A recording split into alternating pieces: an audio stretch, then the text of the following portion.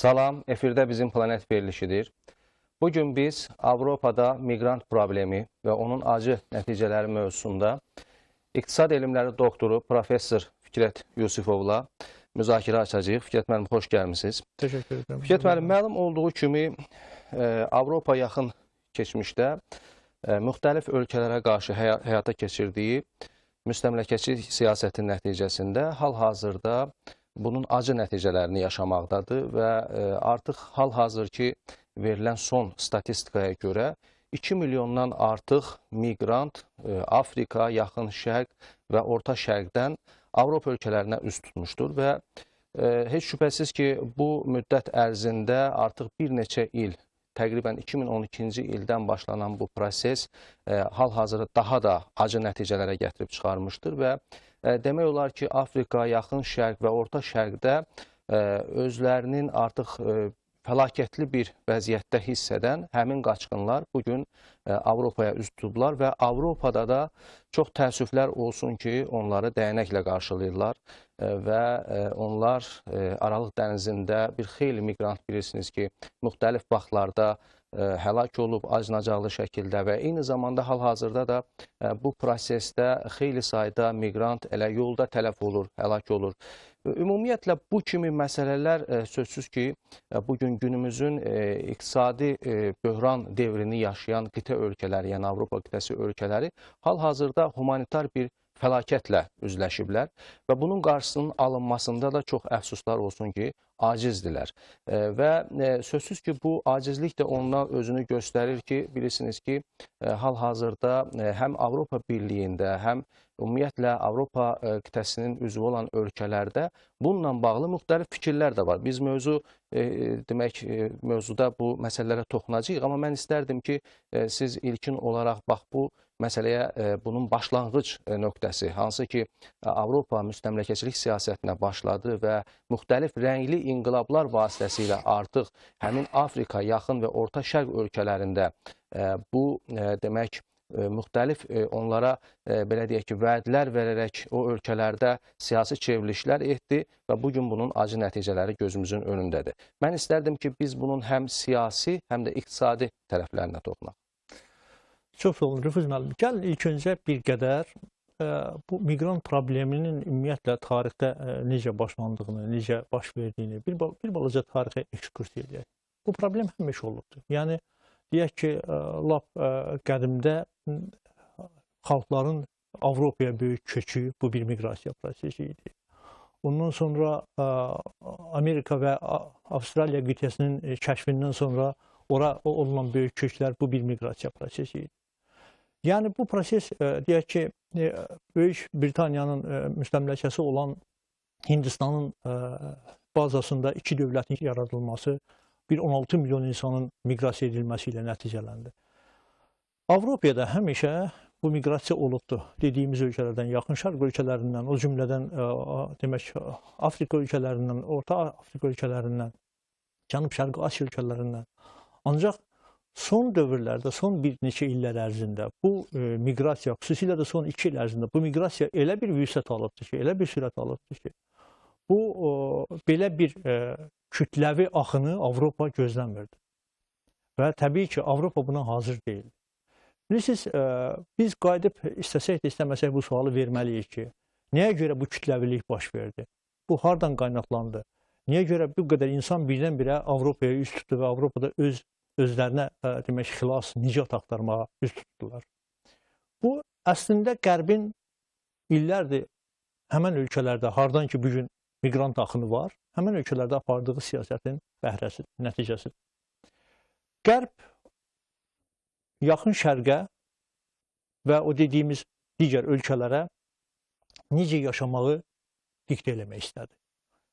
Demokratiya çağırışları adı altında, siz toxundunuz ilkin açıqlamanızda, çıxışınızda, demokratiya bayrağı adı altında müxtəlif ölkələrdə müxtəlif inqilablar həyata keçirildi. Bəs gəlin görək, bu xalqlar doğrudan da o inqilabları həyata keçirdib, yeni qurduqları, deyək ki, quruluşda, yeni qurduqları bir hakimiyyətin rəhbərliyi altında yaşamağa hazırdırlar. Bir Misirdə baş verən hadisələr demokratik yolla seçilmiş prezident yenidən devrildi və onun yerinə başqa bir hakimiyyət qüvvələri gəldi. Və bu günləri bilirsiniz, bu proseslərin hamısı nəticə etibarilə Suriyada baş verən proseslər, İraqda baş verən proseslər, Əfqanistanda baş verən proseslər, bütün bunlar hamısı bax bu qaçqın axınını, yəni miqrant axınını Avropaya sürətləndirdi. Bu gün insanlar rezin qayıqlara doluşub Aralıq dənizi vasitəsilə kütləvi şəkildə soyuğa, istiyə, nə bilim, küləyə baxmadan Avropada nicat axtarırlar. Bir il ərzində, yəni ötən il ərzində təxminən 2 milyona qədər insan demək sərhədləri müxtəlif yollarla, xüsusilə də Aralıq dənizi vasitəsilə keçib Avropaya üz tutubdur. Bu ilin, cari ilin bir neçə ay ərzində artıq 100 mindən yuxarı insan Avropaya üz tutubdur. Və bu Aralıq dənizi vasitəsilə üzüb Avropaya keçən insanlar 3700 nəfər insan fəlakətə uğrayıbdır. O qayıqların batması, çevrilməsi nəticəsində həyatını, dünyasını tərk ediblər. Yəni, bu böyük bir faciədir. Bəs Avropa bunları necə qarşılayır? Bu insanları necə qarşılayır? Həmən o ölkələrdə ki, o ölkələrdən o insanlar Avropaya böyük üz tutublar. O ölkələrdə Avropa qərb demokratik dəyərlər axtarırdı. Mən əslində hesab edirəm ki, demokratik dəyərlərdən daha çox orada siyasi və iqtisadi maraqların yenidən bölgüsü üzərində mübarizə gedirdi. Əsas mübarizə bu idi. Təbii ki, bunu demokratiya bayrağı adı altında aparmaq lazım idi. Başqa ad altında bunu aparmaq da mümkün deyildi. Nəticə etibarilə Avropa bu gün böyük bir fəlakətlə, humanitar bir fəlakətlə üz-üzə qalıbdır. Yəni, bu qədər qaçqını, bu qədər miqrantı qəbul etmək, yerləşdirmək, əvvəla heç öz büdcələrində bu qədər vəsaitlər nəzərdə tutmayıblar. İqtisadi cəhətdən bu günlər Avropa özü problemlər yaşayır. Avropa ölkələrinin praktik olaraq hamısı böyük bir problemlərin içərisindədirlər. İqtisadi böhran içərisindədirlər və belə bir durumda birdən-birə minlərlə miqrantı qəbul etmək, onları yerləşdirmək. Bilirsiniz, bir insanın bir adi bir şəraitdə yaşaması bir çətindir. Onlarla, yüzlərlə problemi həll olunmalıdır. O ki, qaldı minlərlə, milyonlarla insanları yerləşdirmək. Əslində, mən sizə deyim, miqrant məsələsi Avropa üçün çox önəmli bir məsələdir. Yəni, baxın, gəl, bir Almaniyanın misalında bir araşdırma eləyək. Bugün təbii artım Almaniyada çox aşağıdır. Yəni, rəsmi mənbələrin, Almaniyanın özünün aidiyyatı strukturlarının rəsmi məlumatları ilə 2050-ci ilə qədər Almaniyada təxminən hardasa demək 18-20 milyon əmək qabiliyyətli işçilərin sayı azalacaq. Bu nə deməkdir? Bu böyük bir statistikadır. 20 milyon əmək qabiliyyətli demək insanların sayının azalması bu deməkdir ki, artıq indidən dövlət bu haqda fikirləşməlidir ki, bu əmək qabiliyyətli insanları hansı bir formada demək cəmiyyətdə peyda olsunlar. Miqrant axınının da maraq var, böyük maraq var. Ancaq belə bir kütləvi axın çaşqınlıq əmələ gətirir. Biz bu statistik rəqəmlərə və məsələlərə toxunacağıq. Sadəcə olaraq bilirsiniz ki, bugün miqrant probleminin həllində Avropa ölkələri içərisində, hətta Avropa Birliyinin özündə ikili fikir var. Fikir birliyi yox. Yəni, fikir birliyi yoxdur. Bu çox təəssüflər olsun ki, bugün belədir. Əgər belə olmasaydı, yəqin ki, bundan bağlı hər hansı bir tədbirlər görülərdi və müəyyən bu artıq problemin həlli istiqamətində hansısa bir addımlar atılardı. Amma əfsuslar olsun ki, bu belə deyil. Bilirsiniz ki, birinci fikrin tərəfdarları, yəni mühafizəkar mövqedə olanlar əsasən miqrantlarla bağlı demək qərarların sərtləşdirilməsini, hətta onların əlbəttə ki, ölkəyə buraxılmasına qadağa qoyulub, sərt dəyənək demək polis vasitəsilə dəyənəklər, tikanlı məftillər vasitəsilə deməli onların qarşısı alınır. Hansı ki, o Ərəb bəharı vasitəsilə Afrika, Yaxın Şərq və Orta Şərq ölkələrində artıq onlara gözəl gələcək vəd olunurdu. Həmin onlar gözəl gələcək əvəzinə Avropada bu günləri tikanlı məftillərlə və dəyənəklə qarşılanırlar. İkinci fikrin tərəfdarları isə, yəni liberal mövqedə olanlar isə miqrant probleminin həllində müəyyən düzgün istiqamətin seçilməsi və müvafiq qanunvericiliyin hazırlanması tərəfdarı olan ölkələrdir. Yəni, bu iki fikir bugün Avropa ölkələrində ziddiyyətli fikirlər var və çox əfsuslar olsun ki, hələ bu fikirlərin bir yerə gəlib uzlaşmaması nəticəsində bugün miqrantlar məhz aclıqla, səfalətlə üzləşiblər və onlar demək olar ki, Avropaya üz tutsalar da bundan hansı tərəfə, bundan o tərəfə hara gedəcəklərini belə bilmirlər. Bax, mən istərdim ki, bu məsələyi də siz öz Bilirsiniz, Rufus müəllim, çox haqlı açıqladınız bu məsələnin məhz bu məqamlarını.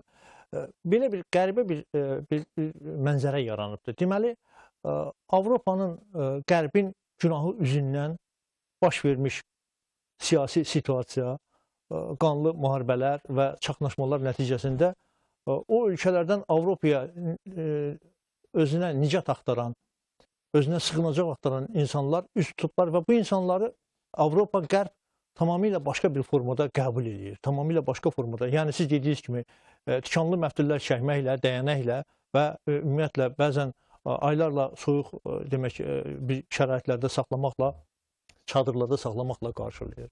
Əslində o dediyiniz liberal demək mövqedə olan insanlar bunların ölkələr, onların fikirləri budur. Onların fikirləri bundan ibarətdir ki, Avropa dəyərləri bizə humanizmi diktə eləməyi tələb edir. Biz humanist yanaşmalıyıq bu məsələlərə. Ancaq bilirsiniz ki, fikirlər haçalanır. Bugünə qədər Avropa Birliyində, Avropa Birliyinə daxil olan ölkələr arasında fikir birliyi yoxdur bu məsələlərin ətrafında. Bəzi ölkələr ümumiyyətlə, bayaq dedik, tikanlı məftil çəkib hətta öz sərhədlərini ayırmaq. Bəzi ölkələr Şengendən çıxmaq istiqamətində addımlar atırlar ki, yəni burada belə bir xaos şəraiti yaranıbdır bütövlükdə bu miqrant məsələsinin həllində və hesab edirəm ki, bax bu Avropanın özünün, Qərbin özünün apardığı səhv siyasətinin böyük nəticəsidir ki, özləri bax bunu demək öz həyatlarında, öz demək yaşayışlarında görürlər. Bilirsiniz, bu günləri Parisdə, Brüsseldə teraktlar baş verdi. Yaxın bax bu bir neçə ay içərisində Brüsseldə də bir neçə gün bundan öncə. Bugün Avropa çaşqınlıq içindədir. Avropa bilmir ki, bu teraktı kimlər törədir. Bu teraktın təşkilində, ümumiyyətlə baş verməsində o miqrant qismində Avropayı tutan insanların rolu nə qədərdir, iştirakı nə qədərdir və bundan sonra Avropanı nə gözləyir? Mən hesab edirəm ki, təbii ki, bu problem həll olunmalıdır. Avropa Birliyi gecmi, tezmi müəyyən bir konsensusa gəlməlidir və əgər bu problem onlar yaradıblarsa, bu problemi onlar insanlara yaşadıblarsa, bu problemin həlli yollarında onlar özləri ortalığa qoymalıdırlar, bir araya gəlməlidirlər. Əks halda bu humanitar demək bir vəziyyət, fəlakətli bir vəziyyət Avropa üçün heç də yaxşı nəticələr, Avropanın iqtisadiyyatı üçün də heç də yaxşı nəticələr vəd eləmir. Bu arada Fikrət müəllim, demək Avropa ölkələrinin bir çoxu, hansı ki bu miqrantlara qadağa qoyur, onları sərt təpki ilə qarşılayırlar. Hansı ki o vaxtı ilə onlar demək həmin yaxın və orta şərq, eyni zamanda Afrika ölkələrinə gözəl gələcək vəd edirdilər. Buna baxmayaraq eyni zamanda Türkiyə, qardaş Türkiyə Respublikasına bugün demək Suriyadan xeyli sayda miqrant axını var. Və buradan da Türkiyə onları qarşıladıqdan sonra onların bir hissəsi müxtəlif Avropa ölkələrinə üz tutmaqdadırlar. Yəni bu kimi məsələlər də var ki, hansı ki qardaş Türkiyə Respublikası bugün müsəlman dünyasından gələn həmin o miqrantları heç də təpki ilə qarşılamır, onları öz sərhədində qarşılayır və mümkün qədər onlara yardımlar edir və mümkün qədər onları Türkiyə ərazisində yerləşdirməklə bir daha öz müsəlman dünyası ilə həmrəyliyini bildirir.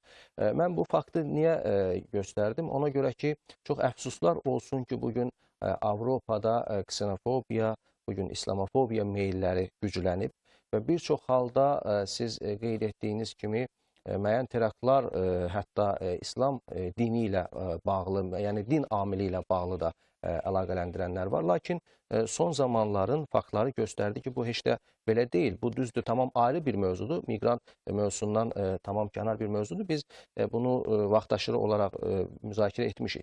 Lakin məsələnin digər tərəfi ondan ibarətdir ki, çox əfsuslar olsun ki, bugün dünyada ikili standartlar mövcuddur.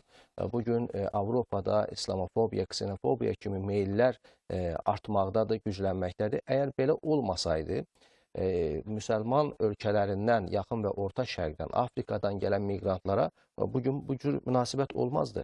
Bunun özündə, bu yanaşmanın özündə köklü bir səhvlik var. Yəni bu da sözsüz ki, ikili standartların mövcud olmasıdır. Elə deyilmi Fikrət? Elədir. Rufus müəllim, bax gəlin qayıdaq biz özümüzə. Neçə illərdir Dağlıq Qarabağ və Ermənistandan bizim qaçqın düşmüş insanlara. Məhz bax, həmin o dediyiniz Qərbin ikili standartlarla yanaşması, ikili standartlarla etdiyi münasibət, məsələn, Ermənistanın işğalçılıq mövqeyi, Ermənistanın işğalçılığı ilə bağlı Birləşmiş Millətlər Təşkilatının Təhlükəsizlik Şurasının qəbul etdiyi qətnamələrə ikili standartlar prizmasından yanaşmaq, onların demək icrası ilə bağlı heç bir addım atmamaq. Bax, bütün bunları biz özümüzdə hiss eləmişik. Biz bunların hamısını yaşamışıq. 1 milyona qədər qaçqınlarımızla biz bu hissləri, bunların hamısını yaşamışıq. Bu günləri, bəli, bugün Türkiyədə bütün o axınların böyük hissəsi gəlib Türkiyənin arasından gedir. Və bu insanlar əslində Türkiyəyə üz tutmayıblar. Əslində Avropaya üz tutublar. Sadəcə olaraq orada bir baza kimi müəyyən qədər qalıb, müəyyən bir şəraitdən sonra, müəyyən bir zəmin yetişəndən sonra Avropaya keçmək qərarındadır. Həm də digər yollar artıq vasitəsilə, Aralıq dənizi vasitəsilə xeyli sayda miqrant tələf olunur. Bəli, bir 3700 insan tələf olunub keçən il. Bu statistika hələ təzələnir, yəni bu rəqəmlər artmaqda davam edir. Türkiyə üzərindən keçməksə daha məqbul bir variant sayılır. Ona görə o axın edən insanlar, yəni miqrantlar xüsusilə Türkiyə üzərindən keçmək istəyirlər. Və burada təbii ki, Avropa Türkiyəni dəstəkləməlidir. Türkiyəyə kömək eləməlidir. O cümlədən maliyyə yardım eləməlidir. Çünki bu qədər yükün hamısını tək Türkiyə özü çəkə bilməz və çəkməməlidir. Ona görə də bu yaxınlarda demək ki, Avropa rəsmi dairələrində Türkiyə rəsmiləri ilə aparılan danışıqlar məhz bax bu danışıqlarda bu məsələlər müzakirə predmetinə çevrilmişdir. Mən hesab edirəm ki, bilirsiniz, ikili standartlar şəklində yanaşmaq həmişə cəmiyyətdə, bəşəriyyətdə problemlər yaradır. Baxın, bugün o ikili standartlar prizmasından Azərbaycanın Dağlıq Qarabağ probleminə olunmuş yanaşım bizim 1 milyona qədər qaçqınımızın, köçkünümüzün problemlərini nə qədər biz demək, dünya çağırırıq, deyirik. Bu deyilən qədər də eşidilmir, deyilən qədər də qəbul edilmir. Bugün Azərbaycan bir tolerant, bir multikulturalizmin bir mərkəzi olan bir dövlətdir, bir ölkədir. Bunu bütün dünya deyir, bunu biz demirik, bunu Avropa deyir. Baxın, gəlin, baxın, o işğalçı ölkə Ermənistan ölkəsində sadəcə praktik olaraq bu günləri mono bir respublika yaranıb. Yəni, Ermənistan tək ermənilərdən ibarət olan bir ölkəyə çevrilib. Və bunu məgər bunu qərb görmürmü? Bax, bu gün Sovet dönəmindən Azərbaycanda olan Rus məktəbləri, məktəblərdə Rus bölümləri, hamısı o dönəmdə necə varsa bu günlərdə fəaliyyət göstərirlər. Bakı Sovet dönəmində necə ki bir internasional, beynəlmiləl bir şəhərdir, bu gün də beynəlmiləl bir şəhərdir. Yəni, bizdə bu dəyərlərə qiymət tamamilə başqadır. Çünki dövlətimizin, dövlət başçımızın, prezidentimizin apardığı siyasət məhz o dediyimiz dəyərlərə söykənilibdir. Bəşəri dəyərlərə, ümumbəşəri dəyərlərə söykənilibdir. Bəli, bu arada mən xatırlatmaq istəyirəm ki, Fikrət müəllim, cənab prezident İlham Əliyev müxtəlif beynəlxalq konferanslarda, tədbirlərdə, elə bu yaxın dövrdə Azərbaycanda keçirilən bir neçə vacib tədbirlərdə və eləcə də bayram ərəfəsində olan çıxışında da məhz bu məsələlərə çox ciddi şəkildə münasibət bildirdi və miqrant probleminə xüsusilə ciddi şəkildə münasibət bildirdi və cənab prezident qeyd etdi ki, əfsuslar olsun ki, bugün dünyamızda son bir il ərzində çoxlu təlatümlər baş vermişdir və heç də dünyada gedən proseslər yaxşıya doğru yox, yəni mənfiyə doğru istiqamətlənmişdir və cənab prezident qeyd etdi ki, heç də bir il bundan əvvəl biz təsəvvür edə bilməzdik ki, dünya bu qədər təhlükəli bir vəziyyətə gəlib çıxacaq. Və bugün əlbəttə ki, sözsüz ki, təhlükəsizlik problemləri də miqrant problemi ilə bərabər çox aktual bir mövzudur. Məhz cənab prezident orada həmin bu fikirləri qeyd etdi ki, doğrudan da bugün miqrant probleminə Avropa ölkələri tez bir zamanda münasibət bildirərək bu məsələnin həllinə nail olmalıdır. Çünki bu hər bir ölkə kimi eyni zamanda Azərbaycanı da çox narahat edir. Amma bugün müstəqil Azərbaycan Respublikasında hər hansı bir miqrant problemi yoxdur və cənab prezident Azərbaycanı bölgədə Cənubi Qafqazda sabit bir ölkə olaraq inkişaf edən bir ölkə olaraq nümunə gətirdi, misal gətirdi və qeyd etdi ki, Azərbaycanda bugün hər hansı bir miqrantlarla bağlı problem yoxdur. Dövlət Miqrasiya Xidməti artıq illərdir ki, Azərbaycanda fəaliyyətini fəaliyyət göstərir prezidentin sərəncamı ilə və ümumiyyətlə Azərbaycana gələn hər hansı bir miqrant üçün hər hansı bir problem yoxdur. Miqrantlar sərbəst şəkildə Azərbaycanda həm işləyirlər, həm gəzməyə gəlirlər, həm digər fəaliyyətlərini göstərirlər. Yəni bu bir nümunədir. Eləcə də Avropa ölkələri bəli, bugün öz yaratdıqları məhz öz əkdiklərini bugün biçməkdədirlər və bu baxımdan sözsüz ki, mən bildirmək istəyirəm ki, bax bu Azərbaycanla müqayisədə bugün biz görürük ki, həmin hansı ki o Avropa ölkələri, o qərb dairələri öz demokratiyalarını bu ölkələrə ixrac etmək istəyirdilər və yadınızdadsa 2012-ci ildə demək Azərbaycanda da və digər Cənubi Qafqaz ölkələrində də Ərəb Baharı adı altında sosial şəbəkələr vasitəsilə ölkədə hər hansı bir hərcmərcliyə qarşı durma yaratmaq cəhdləri oldu. Və məhz həmin zamanda Azərbaycan xalqının, Azərbaycan prezidenti ilə həmrəyliyi nəticəsində, birliyi nəticəsində bu baş tutmadı. Yadınızdadır mı? Tamamilə doğrudur. Tamamilə doğrudur bu şeylər. Bu söhbətlərin hamısı doğrudur. Yəni, bilirsiniz, Azərbaycanda xalq, prezident birliyi, vəhdəti o qədər yüksək səviyyədədir ki, bugün. Azərbaycanda hər hansı bir kənar müdaxilələr hesabına, hansısa bir qarışıqlıq yaratmaq, hansısa bir gərginlik yaratmaq, bunlar Qərb özü də çox gözəl bilir. Yəni, bunun həvəsində olan tərəflər də çox gözəl bilirlər ki, bu real deyil. Çünki onlar da burada sorğular aparırlar, onlar da burada araşdırmalar aparırlar özlərinin müxtəlif kanalları vasitəsilə. Və reallığın nədən ibarət olduğunu, yəni prezident xalq birliyinin hansı səviyyədə olduğunu çox gözəl bilirlər.